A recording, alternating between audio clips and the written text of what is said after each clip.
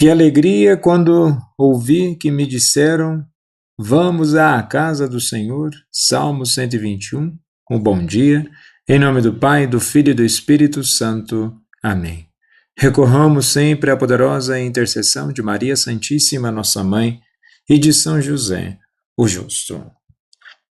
Na liturgia de hoje celebramos o ofício da memória de São Domingos Sávio, que nos recorda que a santidade não é questão de idade, mas de decisão. Discípulo de São João Bosco, ele viveu com radicalidade o Evangelho na simplicidade do cotidiano: estudar, rezar, obedecer e amar. E seu famoso propósito, antes morrer do que pecar, não expressa rigor vazio, mas um coração totalmente orientado para Deus. E sua memória nos convida a redescobrir a pureza de intenção e a alegria da graça. Domingos mostra que a verdadeira paz nasce de uma consciência limpa e de uma amizade viva com Cristo. Em um mundo que relativiza o pecado, ele testemunha que a santidade é possível, concreta e profundamente alegre, até mesmo na juventude. Na primeira leitura de hoje dos Atos dos Apóstolos, capítulo 15, dos versículos 1 ao 6, nos transporta do conflito institucional em Jerusalém para a intimidade orgânica da videira no Evangelho de hoje. O tema central aqui é a identidade. O que nos faz pertencer à casa do Senhor? É o cumprimento de normas externas ou a seiva interna que corre em nossas veias espirituais? Vejamos que na primeira leitura estamos no chamado Concílio de Jerusalém, o primeiro grande impasse da igreja primitiva. Há aqui uma tensão entre lei e graça.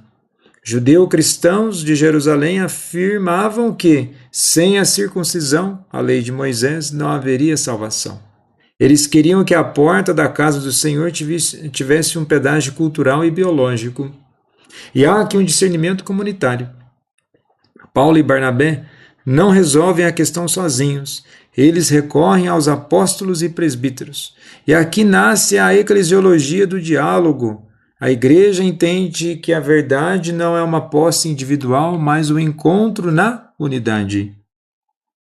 E com isso, o salmo de hoje, vamos à casa do Senhor, temos a dinâmica do conflito de Atos 15, que surge justamente porque alguns queriam tornar essa ideia, essa ida mais difícil. O Salmo celebra a alegria da chegada, enquanto o texto de Atos mostra a luta teológica para garantir que essa alegria seja acessível a todos os povos, sem fardos desnecessários. E vejamos bem, há um grande perigo dentro da própria fé de pessoas de que tornam a caminhada de fé um fardo desnecessário, um Jesus inexistente, ao qual não faz parte da espiritualidade cristã, e com isso, ao invés de se tornar um encontro profundo de vida, se torna algo distante, extremamente complicado de ser seguido. Essa não é a proposta. Aqui não estou dizendo que a santidade seja algo fácil, mas inviabilizar a santidade, criando regras desnecessárias ou inexistentes, não faz sentido no Evangelho. E é justamente no Evangelho de hoje, em João 15, dos versículos 1 ao 8, Jesus apresenta a alegoria da videira verdadeira. E essa é uma das imagens mais ricas da teologia joanina. Vejamos que no Antigo Testamento, Israel era a videira de Deus que muitas vezes se tornava selvagem ou estéril. E ao dizer eu sou a videira verdadeira, Jesus afirma que ele é o novo Israel. A pertença a Deus agora é definida pela conexão com a pessoa de Jesus, e não mais apenas pela linguagem sanguínea, conforme nós podemos ali remeter ao que estava sendo discutido na primeira leitura de hoje. Então vejamos bem, existe sim a dimensão da fé, ao qual nós temos o nosso desenvolvimento espiritual único e íntimo com Deus. Isso pertence somente a nós. Mas de nada adianta tudo isso se a nossa vida não estiver configurada à imagem de Cristo. Caso contrário, corremos o sério risco de vivermos um vazio espiritual, ao qual nós achamos que é algo muito repleto de sentido, mas criamos a nossa imagem e semelhança e não a imagem e semelhança de Deus. E aqui Jesus, ao mencionar o agricultor, o Diogos, o pai é quem cuida, ele realiza duas ações vitais: cortar, airein, retirar o que é estéril, e podar, katerien. No grego, a palavra para podar também significa limpar, purificar. A poda não é um castigo, mas uma prova de confiança. O pai limpa o ramo que já dá fruto para que ele atinja seu potencial máximo. E permanecer, meneim, este é o verbo-chave de João.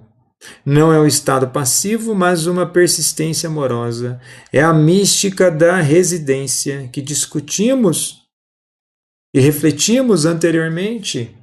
Sem a seiva, o Espírito Santo, o ramo torna-se apenas madeira seca, útil apenas para o fogo.